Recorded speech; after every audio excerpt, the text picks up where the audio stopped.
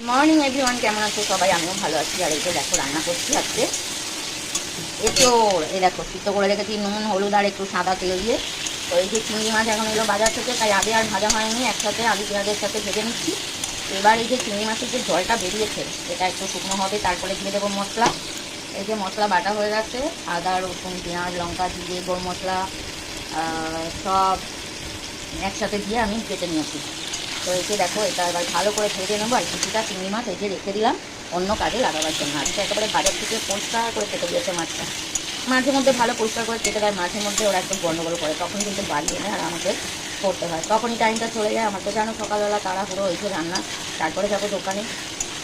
তো এই যে দেখো অনেকটাই মনে হচ্ছে চিংড়ি মাছের জলটা শুকিয়ে গেছে, এবার দিয়ে দেবো মশলাটা।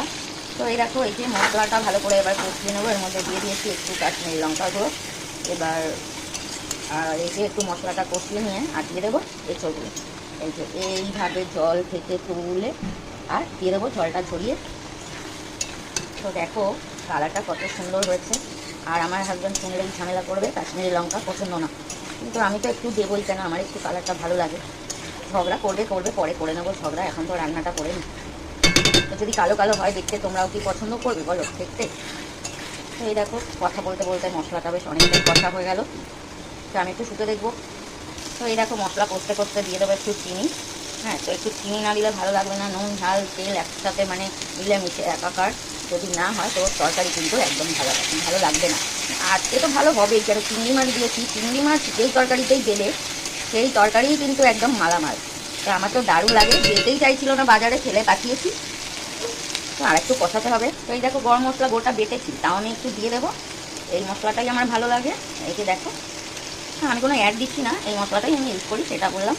তো যাই হোক এই দেখো ভালো করে এবার কষিয়ে নিয়ে আর দিয়ে দেবো এই যে এই দেখো এই যে একটু জল ঝরিয়ে দিয়ে দিলাম। এবার এটাকেও ভালো করে কষিয়ে নেবো। তো আমি তো গ্রামের মানুষ, বাপের বাড়ির কত এঁচোড় আমার মা কেটে কেটে সবাইকে দিত যাদের বাড়িতে না ছিল। আর আমি এই যে ছোটোবেলায় বলতাম কলকাতায় বিয়ে করবো। ছোটোবেলায় মানে একটু বড় হয়ে ইচ্ছা ছিল কলকাতায় বিয়ে করবো। কলকাতা মানে কি না কি, এবার হাড়ে হাড়ে টের পাচ্ছি। সব জিনিস কিনে খাও, একটা আম বলে 10 টাকা, এইটুকু একটা কাঁচা আম 10 টাকা। আর আমাদের গাছের আম ঝড় হলে লোকে নিয়ে গেছে। এখন তোমরা শুনলে বলবে গল্প, তো একদিন বাপের বাড়িটাও তোমাদের দেখিয়ে দেবো। আর এই এঁচোড় আগের সব গাছগুলো তো নষ্টই হয়ে গেছে, সে অনেক দিনের গল্প বলছি। ডাব, একটা ডাব এখানে 70 টাকা। আর কত ডাব আমাদের আমরা নিজেরাই পেরে খেয়েছি। এত ছোট ছোট ছিল গাছগুলো, লগি দিয়েই মানে ডাব পাড়া যেত, লগি মাথায় কাঁচি বেঁধে দিদি আর আমি ডাব পেরে নিতাম দুপুরবেলা।